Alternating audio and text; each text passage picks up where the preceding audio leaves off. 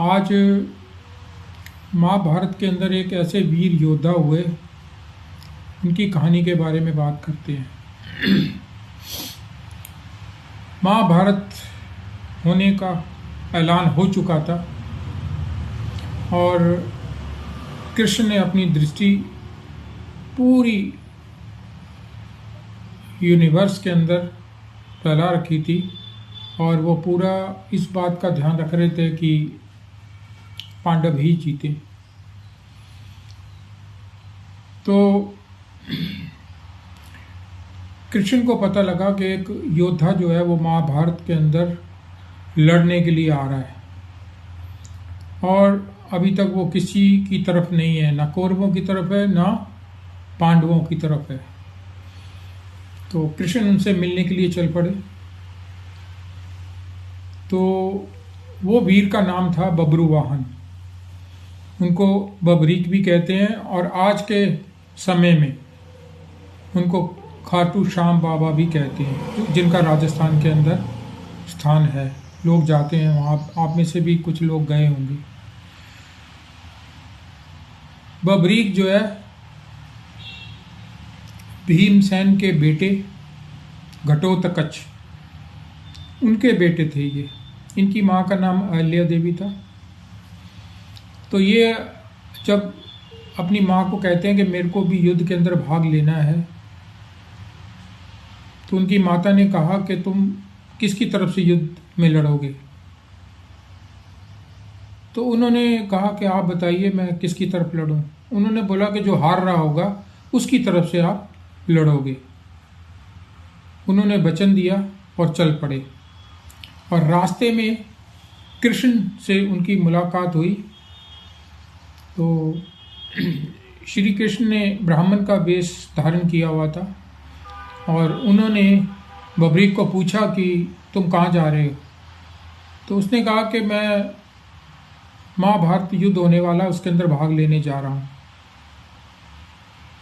कृष्ण को मालूम था कि बबरीक के पास 3 तीर हैं, वो 3 तीरों से पूरी त्रिलोकी को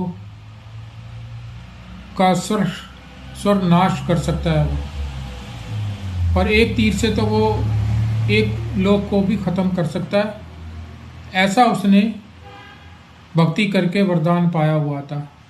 तो श्री कृष्ण ने कहा कि महाभारत में आप किसके साथ लड़ोगे। तो उसने बोला कि जो हार रहा होगा मैं उसकी तरफ से लड़ूंगा। तो कृष्ण को तो पता ही था कि कौरवों ने हारना है और अगर ये कौरवों की तरफ से लड़ने के लिए चला गया तो जैसा वो चाहते थे वैसा नहीं हो पाएगा और अधर्म की जीत हो जाएगी। तो वो कृष्ण ने ब्राह्मण रूप के अंदर ही उनसे बोला कि मुझे आपसे दक्षिणा चाहिए, कुछ दान चाहिए। तो तरह तरह की कहानी है। तो उसके अंदर बब्रुवाहन या बबरीक ने ये कहा कि क्या चाहिए आपको। तो श्री कृष्ण ने कहा कि मुझे आपका शीश चाहिए। तो वो दानी भी बहुत था, तो ऐसा कहते हैं कि उसने हाँ कर दी।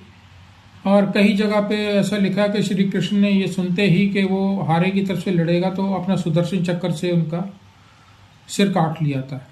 तो बबरीक ने कहा कि ठीक है आप मेरा सिर काटेंगे लेकिन मेरे को युद्ध देखने की बड़ी तमन्ना है, तो वो उसका प्रबंध आप कर दीजिए। कृष्ण ने वचन दिया कि ठीक है आप जिंदा रहोगे और आप महाभारत भी देखोगे। और श्री कृष्ण ने किसी जगह पे लिखा है कि उनको पेड़ के ऊपर टांग दिया था, महाभारत जहाँ होने वाला था ऊंची जगह पे, या किसी ने लिखा है कि उसको ऊंची जगह पे रख दिया गया था। तो महाभारत का युद्ध शुरू हुआ और युद्ध जो है वो खत्म होने के बाद जो है पांडवों के अंदर अहंकार आ गया कि ये युद्ध जो है वो हमने जीता है। अर्जुन कह रहा था मैंने जीता है, मैंने ज़्यादा लोगों को मारा है। भीम अलग से कह रहा था, युधिष्ठिर अलग से कह रहा था और नकुल सहदेव भी अलग से कह रहे थे। ये देखकर कृष्ण ने कहा कि आपकी समस्या का हल जो है वो हम करते हैं, चलो। जिसने पूरा युद्ध देखा है तो वो बबरीक के पास गए और बबरीक से पूछा कि बबरीक युद्ध में बताओ कि किसने ज़्यादा लोगों को मारा और किसने किसका ज़्यादा नाश किया। तो बबरीक ने उत्तर दिया कि मुझे तो हे श्री कृष्ण आपका सुदर्शन चक्र चारों तरफ घूमता दिख रहा था, वही वध कर रहा था दोनों सेनाओं का, इधर से भी और उधर से भी, और मैंने किसी को नहीं देखा। आपके ही सुदर्शन चक्र का ये प्रताप है। ये सुनकर पांडवों का अभिमान जो घमंड था वो टूट गया और वो श्री कृष्ण के पैरों में गिर गए और माफ़ी मांगी। तो ये कहानी थी बबरीक की।